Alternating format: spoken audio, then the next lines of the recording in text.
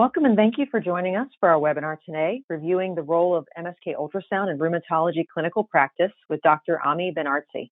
This webinar is brought to you by Esaote in North America and features the MyLab X8 ultrasound system. Our presenter today is an accomplished practicing rheumatologist and founder at Beverly Hills Arthritis Associates in California. Dr. Ben-Artzi provides patient care while leading both research and educational projects focused on advanced techniques in musculoskeletal ultrasound. Please feel free also to type in your questions in the questions dialog box, and we will address them at the end of the presentation. Dr. Ben-Artzi, you may begin at any time. Hi, thank you, Stephanie. So my name is Ami Ben-Artzi. As Stephanie said, I'm a clinician in Beverly Hills, California. I've spent about 12 years incorporating ultrasound into my practice, first as a faculty member at UCLA, and now in private practice. And I'm a USSONAR member and mentor and teach ultrasound at UCLA and at Cedars-Sinai Medical Center, and I'm RhMSUS certified. And I'll introduce you today to the applications of musculoskeletal ultrasound in rheumatology, focusing on the hands and wrists. Obviously, this is not a comprehensive program. There's a lot that we can talk about. I can speak for actually days probably on all the different applications in the hands and wrists, but I hope to give you kind of a taste for what ultrasound can do to your practice and how it can improve patient care. One second. We're going to be looking at hand pathology first, starting with rheumatoid arthritis, and then move on to osteoarthritis, and afterwards wrist pathology, again looking at rheumatoid arthritis and carpal tunnel syndrome. The images that you will see are all acquired on the MyLab 8, and you have a picture there on the left side of the slide. When evaluating rheumatoid arthritis, the first thing that I recommend is that you familiarize yourself with the OMERACT scoring system for synovitis in rheumatoid arthritis. And this scoring system has really been extrapolated to osteoarthritis, psoriatic arthritis, and pretty much any disease state where you can get synovitis. But it's important to note it was developed with rheumatoid arthritis in mind, and a similar but not identical scoring system is being developed for psoriatic arthritis. Currently, it hasn't really been fully published and implemented. The scoring system uses a semi-quantitative, which means also semi-subjective, grading system of 0 to 3 for synovitis and 0 to 3 for Doppler signal. And it's interesting to note that we see a lot of times dissociation between synovitis and Doppler signal, where a patient can have a lot of synovitis, not much Doppler signal, and vice versa. Grade 0 is obviously a normal joint, so both with respect to synovitis, as in this example, you see no synovitis in this MCP, and Doppler, again, over here you see a lot of synovitis, but no Doppler signal within this MCP, so this is a grade 0. Grade 1 means just a little bit of synovitis, kind of staying between the metacarpal head and the more distal bone for synovitis, and up to 3 little dots of Doppler signal is a grade 1, but not more than that. Grade 2, you see the synovitis kind of spill over past the metacarpal head, but not dramatically lifting up the extensor tendon, not causing dramatic distension of the joint capsule. And this is, again, where some subjectivity comes into play. And grade 2 Doppler signal means that you have either one confluent area of Doppler signal or more than 3 kind of discrete areas of Doppler signal. In grade 3 synovitis, we see dramatic kind of distension of the joint capsule with displacement of the extensor tendon over here. And in grade 3 synovitis, we see more than 50% of the area of synovitis covered by Doppler signal, or really, which is more than the grade 2. So when you describe the ultrasound findings in a case of synovitis, this is what we recommend that you use this grading system. And you have the publication over here. Now, there are modifications and improvements that are constantly made on this grading system, but this is kind of the basics. We're going to begin by looking at a dorsal view of the MCP joint. And to get that dorsal view, that nice picture that you're going to see next, you need to place the transducer in this fashion.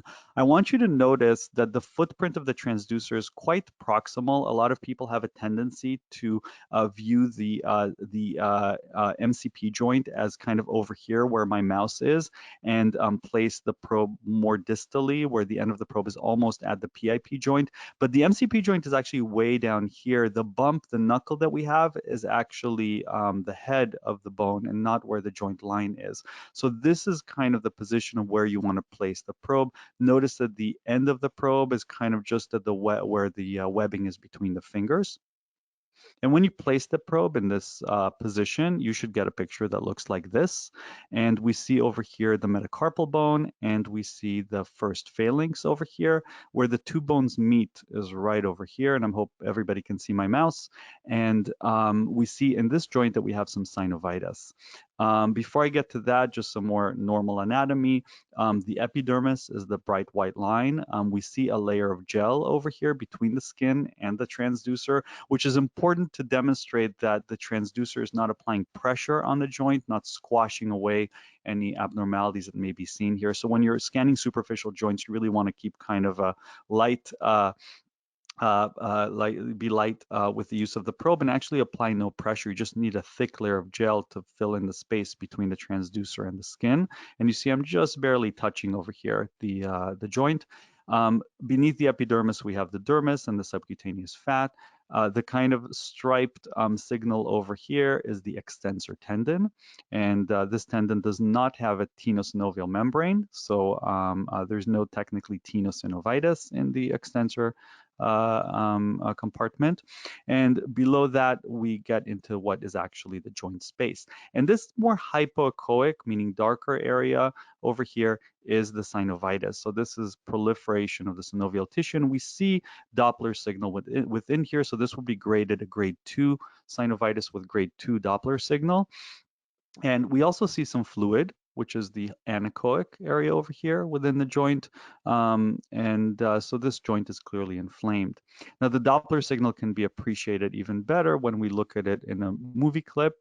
And you can see over here the kind of consistent pulsating signal over here of the Doppler signal. I can play that again for you. And you can appreciate this kind of dark tissue, which is the synovitis within this MCP joint.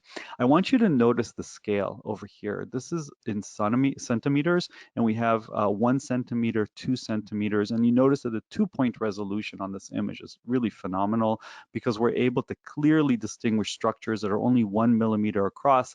And in fact, a good ultrasound machine like this one has a 2-point discrimination of about 1 to 200 microns.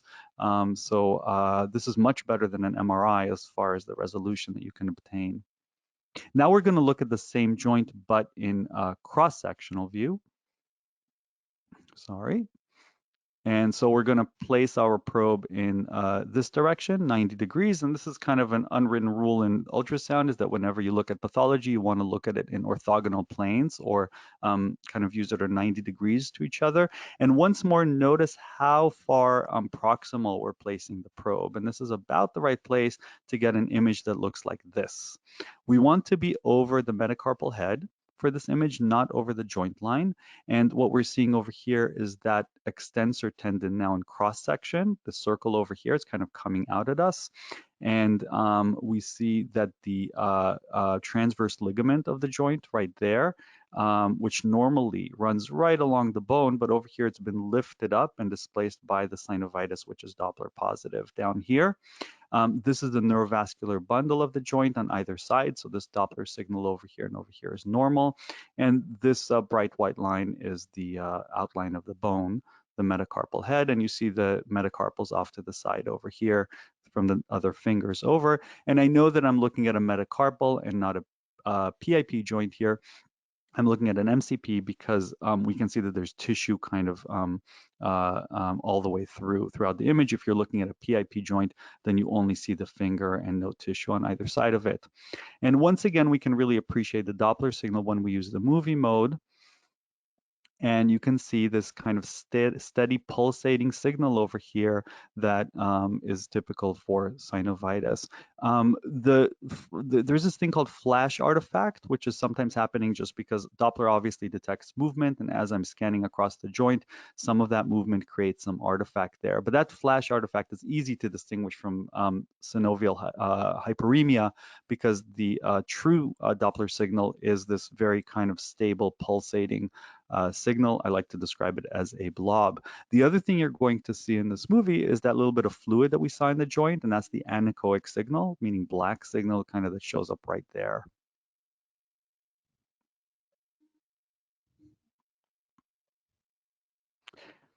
Next, I wanted to give you an example of how ultrasound can be useful in interventions. And once more here, it's the incredible resolution that we can get with ultrasound that allows us to do this.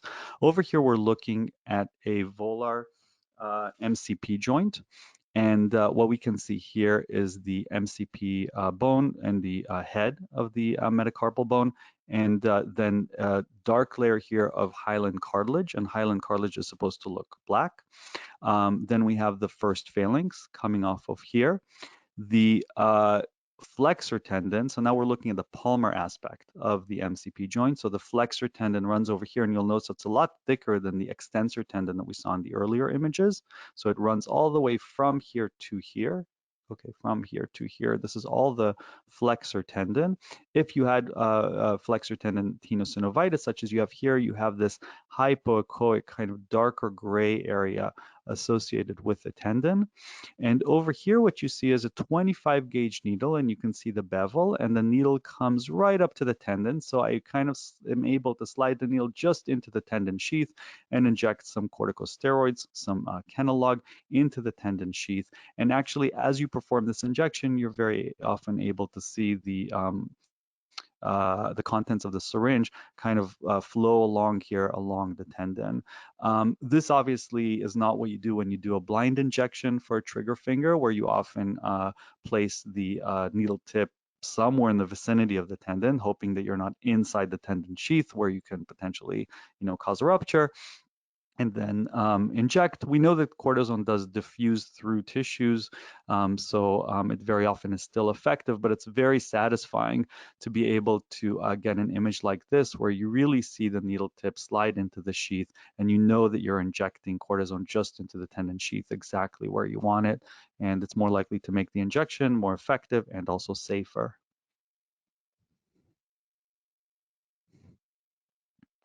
Over here, I'm demonstrating a PIP joint injection. This is the dorsal aspect of the PIP joint, and we have the proximal phalanx here and the middle phalanx here.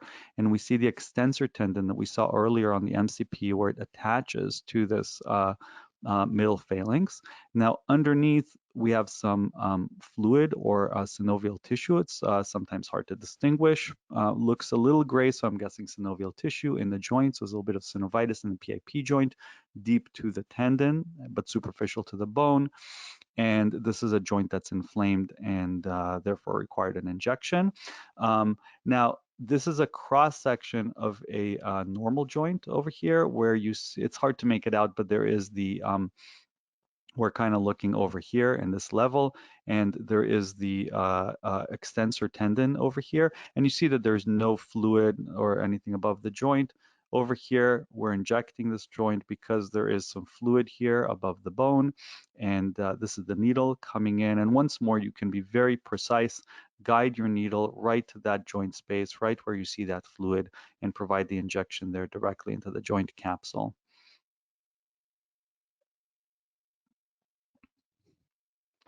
I want to introduce you here to some nice pictures of other pathologies that you may encounter. This is once more an MCP joint. You recall the first MCP joint I showed you had a lot of synovitis there and some fluid. This is what just a little bit of synovitis looks like. So over here we see this little triangle of darker signal. And so this is grade 1 synovitis in the MCP joint. We still have the extensor tendon, kind of the striped structure above. And once more, notice the scale. From here to here, is 1 centimeter or 10 millimeters. 5 millimeters is all the way from here to here, a huge distance. And you're looking really at anatomic structures here, which are sub-millimeter in size, but you can see them very clearly. And this is that same joint now in the volar aspect. So we ask the patient to flip their hand over, and we're looking now at the volar aspect of the joint. And we're able to see a little bit of fluid right here in the joint, which is not unexpected considering the pathology on the dorsal aspect. And we see here the flexor tendon, which is a lot thicker, much more prominent, and has the tenosynovial sheath, but in this case, no tenosynovitis is present. So we're looking here at a metacarpal meeting the first phalanx, and we need to know that in the volar aspect, the synovitis tends to kind of extend proximally from the joint line. The same is true of the dorsal aspect here. In the PIP as well, the synovitis tends to extend proximal to the joint line. This is an example of some osteoarthritis. So over here, we see this little hook on the bone. And just for comparison, this is a normal PIP joint. So we see here the proximal phalanx outlined by this bright line. And then the joint line is right there. And then this is the distal phalanx. And we see the extensor tendon kind of attach over here to the distal phalanx. And normally, the tendon runs right along the bone. And there's no fluid and no synovitis or any other tissue separating the tendon from the bone. And as I said, the synovitis, when and if it happens, tends to extend proximally. Over here in the picture above, we can see there's an osteophyte present, so that little hooked structure, and it looks very obvious on the screen, but this is actually mild osteoarthritis or a very small osteophyte, because as you can guess from the previous images, this is less than 1 millimeter in size. And we see the tendon displaced up because of this osteophyte, and the area between the tendon and the bone here is filled in with some synovitis. We can see there's a Doppler box present here, and even a little bit of Doppler artifact on the skin. And we can see there's no Doppler signal in here, which is kind of what we expect to see with osteoarthritis. So we do see some synovitis, but no Doppler signal as we would see in rheumatoid arthritis. Whoops. This is a dorsal MCP with a very small osteophyte. Again, just showing you how sensitive the ultrasound is. So we're seeing this tiny little osteophyte growing over here. Once more, it's less than 1 millimeter in size. This is probably not symptomatic, but we do also see that the cartilage, the hyaline cartilage here is thinned and the borders are irregular. So this patient does have osteoarthritis, probably early osteoarthritis, but it's apparent with the ultrasound. The ultrasound is a very sensitive tool. We do not see really synovitis here, so we don't see that clear demarcation of a hypoechoic area within the joint. I know that this looks a little bit darker than here, but to say that there's synovitis, you really want to see kind of a sharp line between the hypoechoic and more hyperechoic region within the joint, and this is just normal fat within the joint capsule. And if you were to put a Doppler box on here, I would expect there to be no Doppler signal present.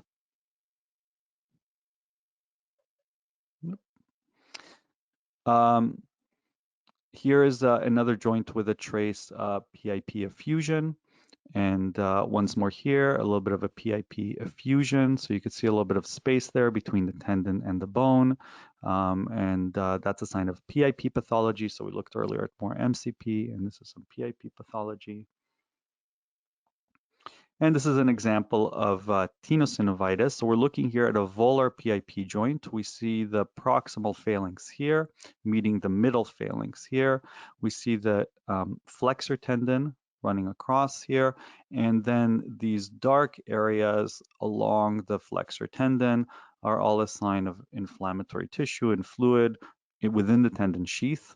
And this is a sign of tenosynovitis, and this is a patient with psoriatic arthritis and dactylitis manifesting mostly as tenosynovitis, and we can clearly see there's actually no obvious synovitis in the joint that would appear kind of in this area. This is a case of just tenosynovitis.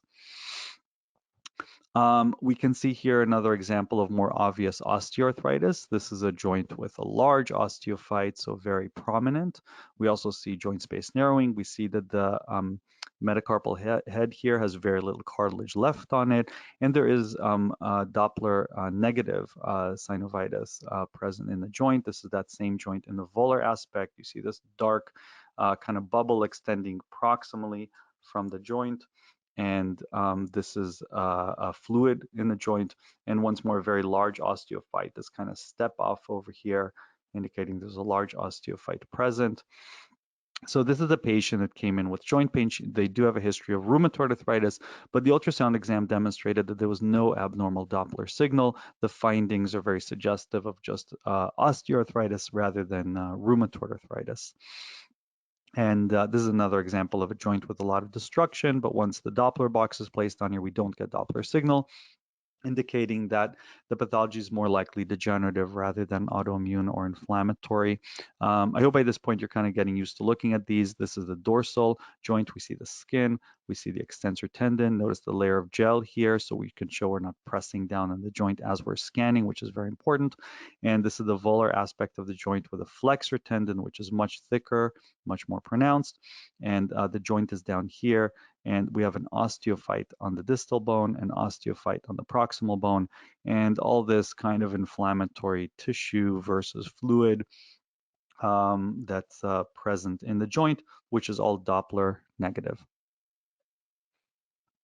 Next, we're going to move along to the wrist. And the first and most important view of the wrist is the dorsal long axis view. And to obtain this view, you want to place your transducer right here. Once more, this tends to be more proximal than most people expect. So the lesson is, when you're scanning the hand and wrist, try to place the probe more proximal than you think or than you'd like to get the images that you want. And when you do this, you should get an image that looks like this. We have the radius here, we have the lunate, and we have the capitate. And the capitate has this kind of S-shaped, and then it meets with the third phalanx. So the third digit, the third finger, kind of extends over from here. So the probe should be lined up with that finger. We see over here two joints. We see the radiocarpal joint and a very small amount of fluid versus synovitis in it. And we see the midcarpal joint, which is between the lunate and the capitate over here, and a little bit of hypoechoic signal here. So this is a small wrist effusion versus synovitis. I want to stress that grade 1 synovitis, especially in the wrist, is a very common finding, even in healthy individuals. A lot of people with a little bit of joint hypermobility or mechanical stress to the joint will develop this degree of pathology. We see above here, by the way, the extensor tendons. This is extensor compartment 4 going to the fingers. This is an example of a wrist with a lot of synovitis. So this is what more prominent pathology looks like. Over here, we once more see the radius, the lunate, and the capitate is a little hard to make out. And we clearly see this well-demarcated hypoechoic signal emanating both from the radiocarpal joint and from the midcarpal joint. Down here, once more, we see irregular bone margins indicating erosions, and these kind of like bubble-like extensions of the joint capsule emanating from both the radiocarpal joint, which is both of these, and from the midcarpal joint, which is this lower kind of extension. So you could see how synovitis, when it's truly there, is pretty obvious. And in both of these cases, when we put the Doppler on these, we get Doppler signals. So this is rheumatoid arthritis. This is synovitis and rheumatoid arthritis, prominent synovitis with prominent Doppler signal across the joint, over here with erosions, so erosive disease. These are some examples of erosions. Now, for erosions, when we're looking just to evaluate for those, we don't have to worry about pressing down on the joints because we're not going to squash away soft tissue pathology. We're looking now at bones. And over here, we see some irregularities in the bony contours. You'll notice that usually bones, we like to see nice, smooth contours to bones. Bones should always have a smooth margin to them. In the moment that the margin becomes kind of irregular, I like to call it cauliflower-like, then that's pathologic, and that is suggestive of erosions. Erosions are considered specific when they are more than 2 millimeters in size. If you see an erosion that's less than 2 millimeters in size, that's considered non-specific and not necessarily indicative of erosive disease. There are some feeding vessels that enter bones that can cause cortical irregularities and some other pathologies. So you really want to take a look. And as you'll note, 2 millimeters is a very obvious pathology on the ultrasound. It's not subtle, so you can see here an erosion extending all the way from here to here. This is another example of erosions, and this whole area here is like two kind of rat bites, right? We call rheumatoid arthritis erosions rat bites. It's like somebody took out bites out of this bone. It looks very obvious, very big on the ultrasound, but once more, if you look at the scale over here, this erosion is only about 4 or 5 millimeters across and about 2 or 3 millimeters deep. So it's very small. And over here, we see another erosion right over here. So we don't, we lose that smooth cortex. There's a discontinuity of the cortex here, and we see an erosion in the bone. And rheumatoid arthritis, obviously, the finding of erosions in rheumatoid arthritis really guides our management. And we know that in places that are accessible to ultrasound, ultrasound is the most sensitive tool we have to see these erosions better than MRI.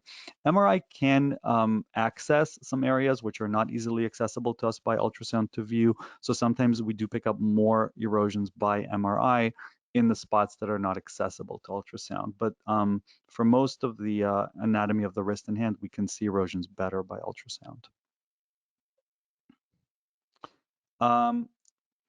I'd like to now talk a little bit about carpal tunnel evaluation, and I find this very useful in practice. I'm sure many of my patients appreciate not having to go through nerve conduction studies, which are not so fun, involving needles and electric currents.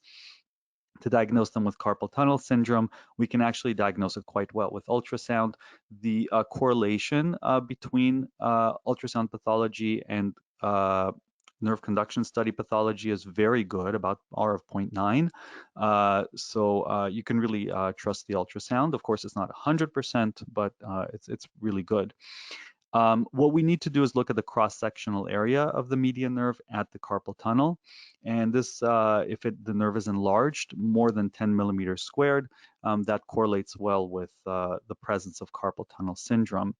The other thing about evaluating for carpal tunnel syndrome with ultrasound is that you also get a glimpse of the anatomy, and sometimes you can find the reason for why your patient has carpal tunnel syndrome, which may not, be obvious using the nerve conduction studies, of course.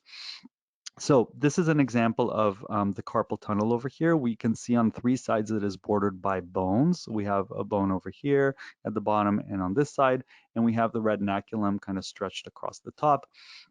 Within the carpal tunnel here, we have the flexor tendons of the hand and the median nerve. In this session, I'm not going to focus on how to pick out the median nerve from the tendons. There's several tricks and ways to do that. But you'll have to trust me now that this is the median nerve over here. You'll notice it's very superficial. And over here, the cross-sectional area of this nerve is 0.05 centimeters squared or 5 millimeters squared, which puts it in normal range. So again, normal is up to 10 millimeters squared. So this is a normal median nerve in cross-section. So the nerve is kind of coming out at us. This is an image of the same wrist now in long axis view. So we're looking at the volar, the palmar aspect of the wrist. And we can see the radius over here, the lunate and the capitate, just like we did on the dorsal aspect. We see the flexor tendons below and the nerve here above. You'll notice that the nerve is a little darker. It has a bright perineurium that shows up nicely on the ultrasound. And this is what a normal kind of median nerve looks like as it passes through the carpal tunnel, with the thickness of the nerve being relatively, consistent. This is what carpal tunnel looks like.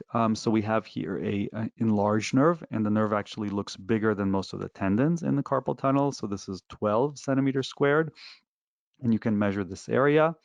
And over here, you'll notice that the nerve is very small coming over here, and then really kind of enlarges and becomes hypoechoic as it enters the carpal tunnel. And both the hypoechoic nature of the nerve, the kind of plump appearance of the nerve, usually it's kind of more flat, and the size of the nerve are all clues that we are dealing with carpal tunnel syndrome. And if we look below over here, we can also see that there's a little bit of fluid in the joint. Okay, so there is something going on in the radiocarpal joint here that is probably contributing to the pressure on the nerve. So when you see this, you'll want to investigate this further to figure out if the patient has synovitis or wrist trauma or some other reason to have an effusion or synovitis within the joint. And this carpal tunnel may be secondary to this other problem. We see over here the hyaline cartilage, which looks to me pretty good in the wrist. So I don't suspect the patient has osteoarthritis of this wrist.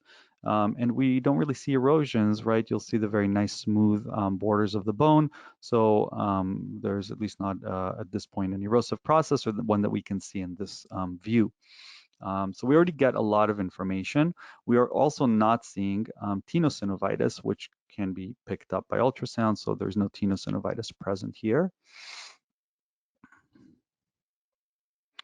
But in this example, we did find in the wrist, so this is also a wrist of a patient with carpal tunnel syndrome, but we found this large ganglion cyst over here. And this is, again, that radius, and the lunate is kind of down here. In this view, I kind of focus at this very large ganglion cyst, and we can measure it across about 2.5 centimeters by 5 millimeters. This is the second measurement.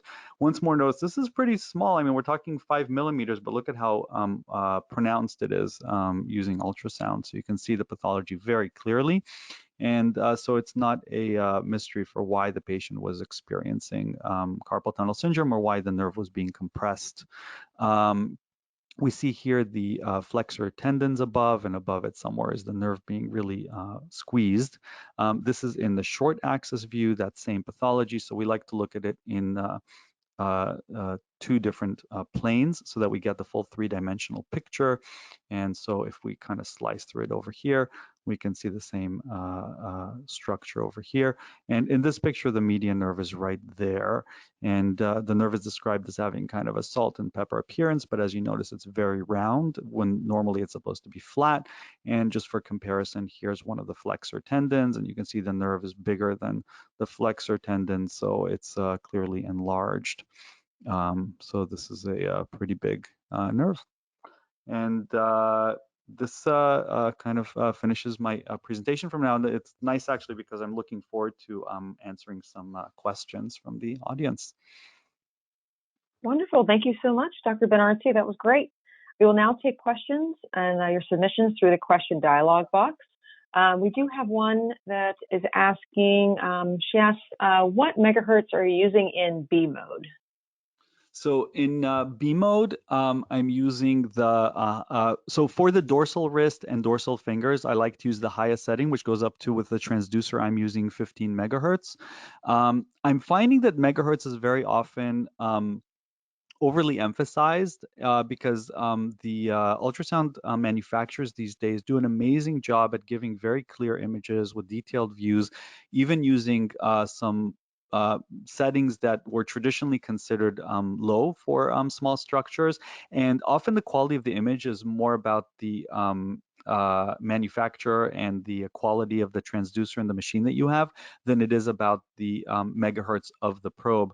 I've scanned with some probes that have 19 or 20 megahertz, where I got images that were inferior to probes that have 15 or 16 megahertz capability. In general, though, you do want to be at the high end of the megahertz scale for musculoskeletal scanning, and I think anything around anything above 12 megahertz will be good. For when I want to scan a little deeper, like let's say it's a wrist and I want to look at the deeper aspects of the wrist, and I do go down to around 12 megahertz. I hope that answers the question. Excellent, thank you. How do you distinguish clinically relevant pathology from non-clinically relevant pathology? That is often asked, and this is a question that's debated hotly in the ultrasound community. We know, as I said in my presentation, that grade 1 synovitis and even grade 1 Doppler signal are commonly seen in normal controls. And there is a tendency in individuals that are just starting to use ultrasound to overcall pathology. I want to really stress that if you have a good machine and you're getting good quality images, pathology will be very obvious. And if you're looking at a finding and kind of questioning if it's pathologic or not, you're seeing just a little bit of hypoechoic signal within a joint, you're seeing one little spot of Doppler signal, err on the side of calling it normal rather than calling it pathologic. When you see true synovitis, true osteophytes, an obvious case of carpal tunnel syndrome or joint effusion, it's really going to pop out at you. You're going to be able to see it very easily. So don't overcall pathology is my advice, and err on the side of being conservative. And study a little bit the normal variations of the joints to realize kind of when you encounter true clinically meaningful pathology. Now, the value of the very minor pathologies that we see sometimes in numerous studies, they've been actually found to be not clinically meaningful. And we've learned over and over again, especially in rheumatoid arthritis, it's really the patients with a lot of Doppler signal, a lot of synovitis on ultrasound, very obvious findings, the grade 2s and 3s, are the ones that progress, the ones that develop erosions, the ones that you really have to act on. When you see very minimal pathology, even if it is true pathology, it's probably not going to cause any serious damage or symptoms to the patient. Great. Okay, thank you. Do you recommend performing most joint injections with needle guidance with ultrasound? So in my practice, I definitely do. And at this point, I can't imagine like doing my joint injections without the ultrasound, because I feel like it's really my eyes, and I've developed an appreciation for all of the anatomic variants that can get in the way actually of doing blind injections, but can be avoided with ultrasound. Even knee injections, a lot of patients with knee osteoarthritis have synovitis in their knees. And I can't tell you how often I've seen cases where a needle is inserted into a knee and you know that you're under the patella or you know that you're in the joint space, but if you inject it blind, either the patient complains of pain as you're kind of pushing down on the plunger, or whatever it is you're trying to inject is just not going smoothly into the joint. And that's probably because the needle tip is actually sitting embedded in a lump of synovial tissue. And with ultrasound, you can really avoid that. You can really view the needle make its way to the actual joint space and confirm that you're injecting the joint space. And my advice is, if you think of all the injections you've done to patients' knees, where as you're injecting, the patient goes, ow, ow, ow, you probably are not in the joint space. Every time if you truly inject in the joint space, the patient shouldn't feel anything as you're providing the injection. I gave you the example of the carpal tunnel syndrome, the trigger finger injection, the tenosynovial sheath, which can be injected with great precision. I mean, that takes a little bit more practice because you're dealing with very small structures, but with some practice, it can be done. And even MCP and PIP joints, you can really, after some practice, just slide the needle directly into the joint space, avoiding any bones, avoiding any structures that you don't want to hit, and just be sure that you're right there in the joint space and then inject. I find that patient satisfaction is improved. The injections are less painful, the injections are more effective, and there are actually a lot of studies and a lot of data to support this. Blind injections, as we know, very often don't end up going to where we think or would like them to go. Great. Okay. We have a RA question. So for those patients with rheumatoid arthritis, are with joints that with synovitis with positive color Doppler versus negative positive color Doppler, is there, is that the difference between a more active episode of RA, or is everything together indicate an active RA process? So you're asking about grayscale synovitis versus Doppler signal within the synovitis and what it means and for also RA? is that, Okay. yes, exactly. Is it showing an active, like a more active really good question. process? Yes, so very good question. So what we've learned in the world of rheumatoid arthritis is that Doppler is what matters. Early on in disease, the patients develop synovial proliferation and hypertrophy and Doppler signal. as their disease is treated, then we see the Doppler signal subside first, and the Doppler signal actually subsides very quickly. Like if you give them some prednisone, you'll see the Doppler signal go away within hours. And even NSAIDs like Advil, Aleve, they will reduce Doppler signal in a joint with rheumatoid arthritis. They'll reduce that hyperemia. We believe that hyperemia of the synovium really reflects kind of the cytokines and the inflammatory state of the joint. Once a person has had rheumatoid arthritis for a while, the synovial hypertrophy very often remains. And we continue to see the grade 2, not so much grade 3, but definitely grade 2 synovitis by grayscale measures. And we don't worry about it if we don't see Doppler signal accompanying it. So if you see synovitis without Doppler signal, the patient is unlikely to develop erosions and deformities in the future, and most likely does not require more aggressive treatment. That synovial hypertrophy may be what we call synovial pannus by now. We know that if we biopsy that pannus, we see just kind of a fibrous tissue without any inflammatory cells embedded in it, and the patient is maybe doing very well clinically. Yeah, so my recommendation is to focus on the Doppler signal as your outcome measure in rheumatoid arthritis, and not on the degree of grayscale synovitis, with maybe the exception of very early disease. Okay, great. Another question here. Do you have a recommended PRF range that you like in power Doppler? Yes. So in general, we like to be around 0.8 to 1. Those are PRF is pulse repetition frequency, and that's setting of the Doppler. In general, the lower the PRF, the more sensitive the power Doppler is, and the higher the PRF, the less sensitive the Doppler is. And in rheumatology, I'll just use this as an opportunity to say we like to use power Doppler rather than color Doppler.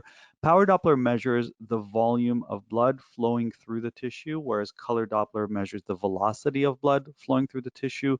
In joints, we expect the velocity to always be slow because we're looking at a capillary bed. So we're not really interested in how fast the blood is moving through there. We know it's going to be slow. We're just interested in how much blood is moving. And so the power Doppler is more appropriate. That said, I have to say that in some machines that are very sensitive, I have needed to go up on the PRF to not get an overly sensitive Doppler that brings artifact to the screen. And then I've gone sometimes as high as 1.4, depending on the machine, depending on the transducer, to get a nice clean Doppler signal. And the way to test really your power Doppler is to use your finger pads. So make sure that your finger pads are well perfused, not cold, and vasoconstricted, and then place your probe on your finger pad. We all have a nice capillary bed in our finger pads, and over there in a perfectly healthy normal individual, you can try to get a clean, I call it the pulsating blob. So you want to see this kind of consistent pulsating blob without too much artifact around it. And that, if you're able to see that on a finger pad, you'll be able to see Doppler signal in synovium when it's there. Excellent, thank you. Another question, can we see the trigger points? Are they visible? The trigger points. So the answer is no. The trigger points from patients are just kind of have, I'm imagining this is about fibromyalgia and patients that complain of tender points in soft tissues. And no, so there's never been pathology demonstrated by really any imaging modality, including ultrasound, for trigger points. So it's not really, ultrasound is not really useful if you're trying to identify kind of the tender areas in a patient with a soft tissue pain that is not without an inflammatory lesion or pathology that's known at the site. Okay, great. Another question, somebody looking for some pearls of wisdom regarding looking at the TFCC region pathologies as related to crystalline anthropathies? Yes. Mm-hmm. So when looking at the PFCC, they're asking the position of the probe or what probe to use? I think best practices in visualizing. So Okay. probably best probe, Great. and then also when looking at the region to Sure. assess. Okay. So yeah, so when you're trying to assess the TFCC for mostly CPPD crystals, then you want to use a linear high frequency probe. The frequency should be kind of not the highest frequency range, but kind of one notch below that. So more in kind of the 12 to 15 megahertz range is where you want to be. And it varies depending on the machine and the transducer that you're using. And you want to place the probe in kind of a diagonal. Let me see if I can have this make sense. And so that the probe is longitudinal, so going with the direction of the wrist. And then you palpate for the ulnar styloid process, right? And you place the proximal end of the probe over the ulnar styloid and the distal end of the probe kind of pointing towards the fifth digit of the hand. But the probe is in a kind of 45-degree angle pointing down. So if the patient's hand is flat on the exam table with the dorsal side up and the palmar side down, then your probe is going to be kind of pointing at a 30 to 45-degree angle down towards the table, and you're going to be right over the ulnar styloid process. And the TFCC is going to be visualized between the styloid process and the carpal bones over there. I like to look at it in that long view, and very often I see what I need to see. But if I'm not really sure what I'm looking at, or if there's still a question, I'll also make sure to kind of sweep through that area in the short axis view. So again, starting at the styloid and sweeping the probe distally, now moving it distally, and kind of taking note of the pathology that I see deep to the extensor carpi ulnaris tendon, which should be the kind of most superficial tendon that you see in that view. Does that answer the question? I hope that helps. But the Yes, idea I is to think place that's the probe. Yeah, some people try to place the probe really parallel to the floor, and I think that you don't get a good view like that. And so you need to just know to point it, kind of elevate the probe so you're at more at a 30 or 45-degree angle pointing down towards the exam table at the area of the TFCC. Okay, great. Okay, I think that's probably the bulk of the questions at this time. So there will be a recording of this webinar. We will be having that available shortly. Just going to do some quick editing to make sure it's, for length. And a link will be sent out to you notifying you of the availability and posting and where to find it. If you have any additional questions too about our webinar series, or if you did not have a question answered that you want answered, you can email myself. It was included in the invite, my email, but I'll say it again. It's Stephanie, STEFANIE.Canter, KANTER, at Esaote.com, and I'm happy to get your questions answered. Dr. Ben-Artzi, thank you so much for your presentation today. And I wish you all having a great rest of your day. And thanks again from all of us at Esaote North America.